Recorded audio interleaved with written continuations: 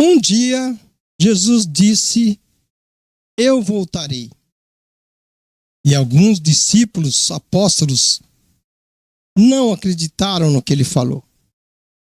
E tem aquela passagem sobre o caminho de Emaús. O caminho de Emaús foi narrado no livro de Lucas 24:13 até o versículo 35. Ele nos ensina sobre a importância do diálogo e da busca pela compreensão e o reconhecimento de Jesus na vida cotidiana que nós temos. Nós devemos lembrar que a história dos discípulos, inicialmente, estão desanimados com a morte de Jesus. Eles ficaram constrangidos, tristes. Acompanharam aquele homem durante a sua missão. E com a morte de Jesus, eles ficaram tristes e mostra como o encontro com o ressuscitado transformou aquela beleza aquela tristeza em alegria. Sim. Aquela passagem nos mostra que trouxe a esperança para a humanidade e os levou a retornar para a própria sua comunidade. Eles ficaram felizes. Mas eu queria dizer para vocês que a palavra Emaús é um topônimo bíblico significando fonte quente ou banho quente em hebraico e grego. Nós temos como referência, essa cidade de Emaús, refere-se a um povoado palestino que estava aproximadamente a 30 quilômetros a oeste de Jerusalém. Foi o quê? Onde Jesus apareceu aos seus discípulos após a sua ressurreição. Esse encontro, ele está lá relatado também em Lucas 24:13 a 35. É bem descrito, é bem explicativo. São as principais lições do caminho de Emaús. Quais que foram as principais lições que nós temos como lemos quando a gente lê a Sagrada Escritura? A importância do diálogo e da busca pela compreensão. A gente passa a compreender. A gente passa a analisar essa situação como uma benfeitoria que foi demonstrada para os seus discípulos. Os seus discípulos estavam desanimados, tristes. Os discípulos discutiam a situação e questionamentos sobre o espaço para Jesus se manifestar e explicar as Escrituras. O que ele falou, ele cumpriu. Ele falou que ele ia retornar. Ele falou que ele viria. Quando abriram lá, onde ele estava colocado naquelas pedras, ele não estava mais. Então, o reconhecimento de Jesus na nossa vida cotidiana tem algo que é explicável, é bom, é um grande conhecimento. O encontro dos discípulos com Jesus não é um evento extraordinário, não. Mas é sim uma experiência que se revelou no pão partido e no diálogo. Sim, Deus ele nos trouxe a sabedoria. Deus devolveu o nosso Senhor. Deus nos trouxe de volta a Jesus para dizer, eu fui, eu disse que voltaria, estou de volta. A transformação da tristeza em alegria. Foi um fato muito maravilhoso que você tem que entender isso. A presença de Jesus na caminhada dos seus discípulos transforma a dor e o desânimo em alegria e esperança, levando-os a compartilhar a boa nova com a comunidade. Ele foi e ele voltou. Eu voltarei. Sim.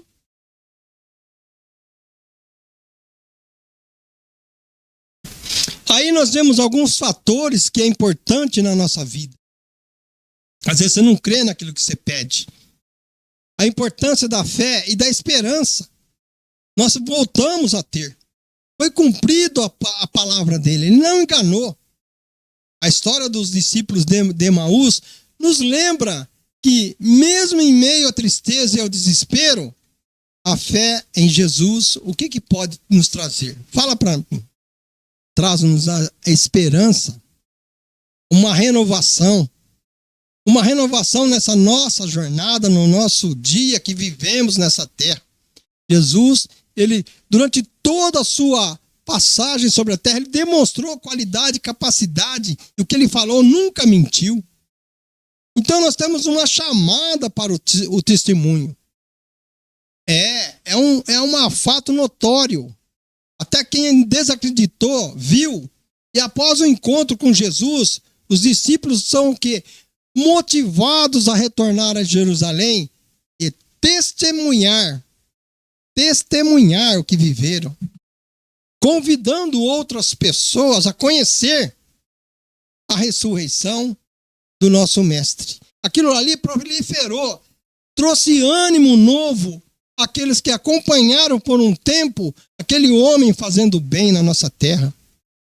Sim, ele teve uma caminhada maravilhosa, curando, salvando as pessoas. Em resumo, o caminho de Emaús é um convite para a gente viver a fé com profundidade e buscar o diálogo e reconhecimento. Sim, e reconhecer a presença de Jesus em nossas vidas. É uma grande verdade. E nas experiências cotidianas que a gente tem, nós não podemos ficar aí no descrédito.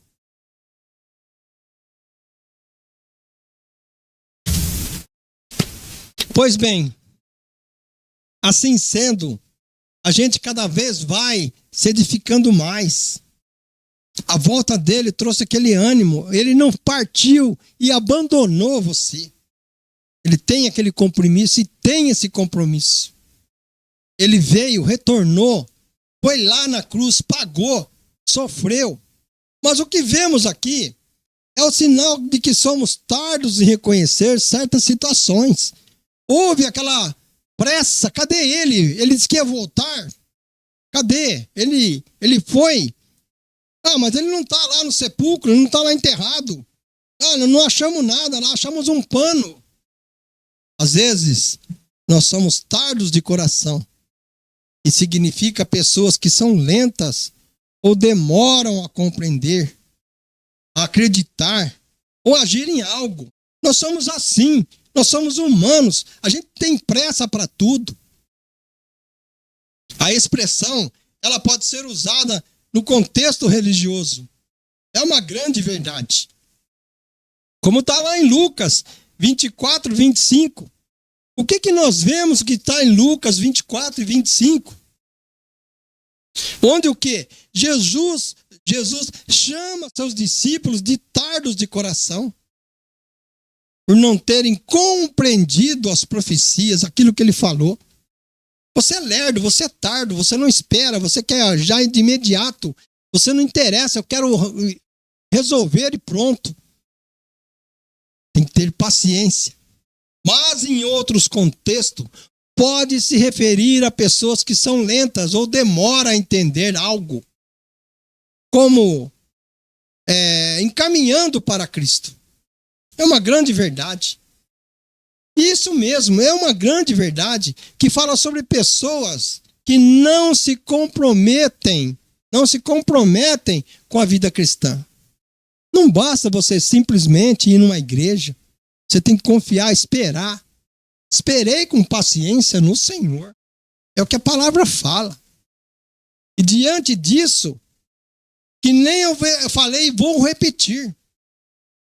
A expressão tardos de coração é uma forma de descrever pessoas que têm dificuldade em entender, acreditar ou agir de acordo com algo. Ou seja, presta atenção, no âmbito espiritual. Nós somos fracos no âmbito espiritual, no âmbito intelectual e até mesmo no nosso emocional.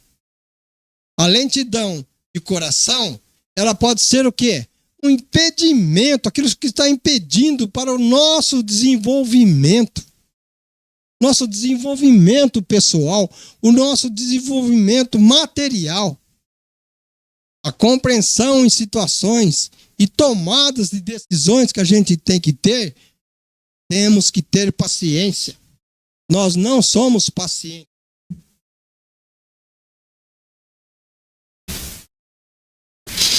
Agora vamos ver em contextos religiosos. Vamos analisar sobre outra ótica.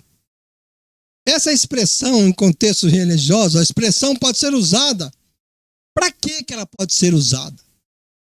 Para descrever aqueles que não conseguem aceitar a verdade e que não se esforçam, que não buscam, que não caminham, que vão adiante para poder o quê? Aprender e a viver de acordo com os ensinamentos de Jesus. Cadê você? Aonde está você? Que você quer imediato. Tudo para você tem que ser naquela hora. Você não acredita, você não espera a volta. Em outros contextos, pode se referir a pessoas que são lentas. Poder entender. Estou repetindo. Acreditar. Para você agir em relação a alguma situação. Você esperou, os discípulos esperaram. Parece que eles estavam vivendo aquela situação de crise. Estavam desesperados, tristes. Mas eles tiveram aquele momento de decisão importante quando ele voltou aos seus. Voltou para que eles pudessem ter aquele crescimento de novo e começar a caminhada para pregar o evangelho. Em resumo, eu vou dizer de novo, tardos de coração são pessoas que têm dificuldade para compreender. Vou repetir. Tem dificuldade para compreender, para acreditar e agir rapidamente. Eu vou dizer de novo, seja no âmbito religioso, intelectual ou emocional. A demora que Jesus teve, ele voltou, ele levou aquilo que ele tinha falado como um compromisso de fé para aqueles que ficaram esperando, apavorados. Nós sabemos que onde que é Emaús nos dias de hoje? Vamos saber onde que é Emaús no dia de hoje? Hoje é Nicópolis, sabia disso? Sabia que agora é o nome Nicópolis? É uma cidade famosa lá da Palestina. Ela foi criada no período bizantino. Emaús, Nicópolis. Tornou-se uma grande cidade e um bispado naquela região, naquela época. Ela foi um grande complexo de igrejas que foi erguido no local da aparição do Cristo ressuscitado. Que serviu de lugar para quê? Para a peregrinação. Jesus é lá na Palestina. Lá foi o lugar aonde que ele retornou. E cujas ruínas ainda sabiam, existem até hoje. Uma região que existia muitas igrejas. Eu disse igrejas, eu digo comunidades. Mas qual a distância que existe entre Jerusalém e Emaús? Vamos ver aqui. Eu estive pesquisando e eu percebi que os cristãos do século III acreditavam realmente que a aparição ocorreu lá em Emaús, Nicópolis. Foi isso que eu achei no estudo que eu fiz. Está lá no tracinho. Emaús, Nicópolis. Embora um nome coincidentemente, a cidade não fica na mesma distância dada por Lucas, que diz explicitamente. O que Lucas falou explicitamente sobre isso? Que a cidade ficava a 60 estádios. Calculando estádios para aquela época, fica assim, mais ou menos 12 quilômetros de Jerusalém. Assim, em questão de entendimento e interpretação de medidas daquela época, medidas métricas daquela época, Então se entende que ficava a 12 quilômetros. Emaús, Nicópolis, dista, outros já falam que fica em 30 quilômetros de Jerusalém. E a grande pergunta que eu falo é se lá existem as ruínas, por que essa diferenciação? Porque uns falam 12, outros falam 30. Então está tendo um erro aí geográfico. Então, o que eu vou reafirmar o que existiu numa cidade chamada Nicópolis, na Palestina, que também é conhecida como Emaús. Sim, os estudos mostram e provam isso. A única coisa que eu estou divergindo é a distância de Jerusalém. A cidade ela está localizada, que nem eu falei, a 30 quilômetros a oeste de Jerusalém. Já outras pessoas estudiosos, pessoas que buscam, eles falam que é 12. Que é esse povoado, né? Que segundo se apurou entre os séculos 3 e o 7 antes de Cristo. Atualmente aquela região, gente, ela é conhecida como Imuás. As coisas vão mudando, porque a história bíblica ela é milenar. Ela é uma vila palestina despovoada na Cisjordânia. Então, tem muitos fatos, muitos relatos, muitos estudos que às vezes não bate com a própria ciência, não bate com medidas geométricas, distâncias. Então, nós sabemos que essa Emaús, ela tem uma certa distância de Jerusalém. Nós temos que ver que naquela época as coisas eram medidas por estádios, as distâncias não são até hoje claramente interpretadas do tamanho real que nós temos nas medidas métricas. Nós não temos a medida métrica correta. Hoje um satélite ele localiza a praça central da sua cidade até a praça central de uma outra cidade. Nós sabemos que fazia fronteira com Jerusalém entre as montanhas da Judéia e do Vale do Ailon. É esse nome mesmo que eu pesquisei. Então, gente, nós não temos aquela ciência exata a respeito de distância, né? Que nem eu falei. Tradicionalmente identificada como a Emaús bíblica. Hoje, as coisas mudam. Cidades mudam de novo. Cidades se reformam. Nós sabemos que Emaús, a sua população foi expulsa e os edifícios foram arrasados por Israel durante a Nakba de 1967. Eu fui consultar isso. Eu fui ver isso. É verdade, eu estou consultando. Quando eu vou falar aqui com vocês, eu vou consultar e vou a fundo. Hoje, o local da antiga vila ficou estabelecido pelo Fundo Nacional Judaico Sionista, que é um fundo israelense que existe nos dias de hoje. Ela ficou estabelecida como sendo uma área apenas para judeus. Então, até hoje, brigam-se por espaços, brigam por território, brigam por etnias, guerras daqui, guerras dali. Então, você sabia também que naquela época existia uma outra Nicópolis com o mesmo nome? Eu pesquisei isso. É uma grande verdade. Quando eu venho aqui diante desta câmera falar com vocês, eu quero trazer coisas de interesse para você. Também existiu uma cidade chamada Nicópolis, lá na Arcânia, lá na Grécia. Eu pesquisei, eu cheguei até lá. Que foi fundada pelo imperador Augusto, após a sua vitória sobre Marco Antônio. Isso está lá nos anais dos estudos das pessoas que buscam isso. Isso está lá dentro, não é eu que estou falando.